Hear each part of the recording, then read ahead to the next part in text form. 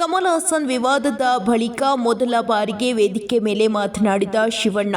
ತೆಲುಗಿನ Kappanna cinema June 20ರಂದು ತೆರೆಗೆ ಬರುತ್ತಿದೆ. ಈ ಸಿನಿಮಾ ಕನ್ನಡದಲ್ಲೂ ರಿಲೀಸ್ ಆಗಲಿದೆ. ಈ ಕಾರಣಕ್ಕೆ ಚಿತ್ರದ ಸುದ್ದಿಗೋಷ್ಠಿ ಇಂದು ಬೆಂಗಳೂರಿನಲ್ಲಿ ನಡೆಯಿತು.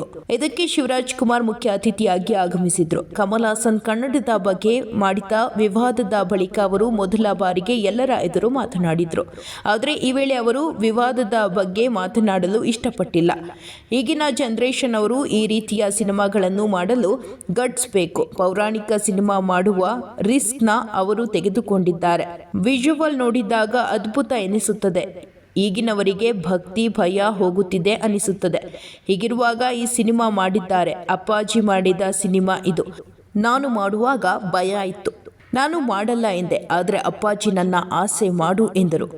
ನಾನು ಮಾಡಿದ್ದೆ. ಈಗ ವಿಷ್ಣು ಈ ಸಿನಿಮಾ ಮಾಡ್ತಿದ್ದಾನೆ ಎನ್ನುವಾಗ ಖುಷಿ ಆಯಿತು. ಅವರ ಮೇಲೆ ಗೌರವ ಹೆಚ್ಚಾಯಿತು ಎಂದಿದ್ದಾರೆ ಅವರು. ಈ ಸಿನಿಮಾ ಸೂಪರ್ ಡೂಪರ್ ಹಿಟ್ ಆಗುತ್ತದೆ. ಶಿವನ ಲೀಲೆ ಯಾವಾಗಲೂ ಕಾಪಾಡುತ್ತದೆ. ಕಣ್ಣಪ್ಪನ ಪಾತ್ರವನ್ನು ನಾನು ಮಾಡಬೇಕಿತ್ತು. ಆದರೆ ಡೇಟ್ ಹೊಂದಾಣಿಕೆ ಮಾಡಲು ಸಾಧ್ಯವಾಗಿಲ್ಲ. ಮೋಹನ್ ಬಾಬು ಅವರು ಕರೆದರೆ ದುಡ್ಡು ಕೊಡಲಿ ಬಿಡಲಿ, ನಾನು ಪಾತ್ರ ಮಾಡಿ ಹೋಗ್ತೇನೆ ಎಂದಿದ್ದಾರೆ ಶಿವಣ್ಣ. ಮೋಹನ್ ಬಾಬು ಅವರು ವೇದಿಕೆ ಮೇಲೆ ಮಾತನಾಡುವಾಗ ಶಿವರಾಜ್ ಕುಮಾರ್ ಸಿನಿಮಾದಲ್ಲಿ ವಿಲನ್ ಪಾತ್ರ ಮಾಡಬೇಕು ಎಂದರು.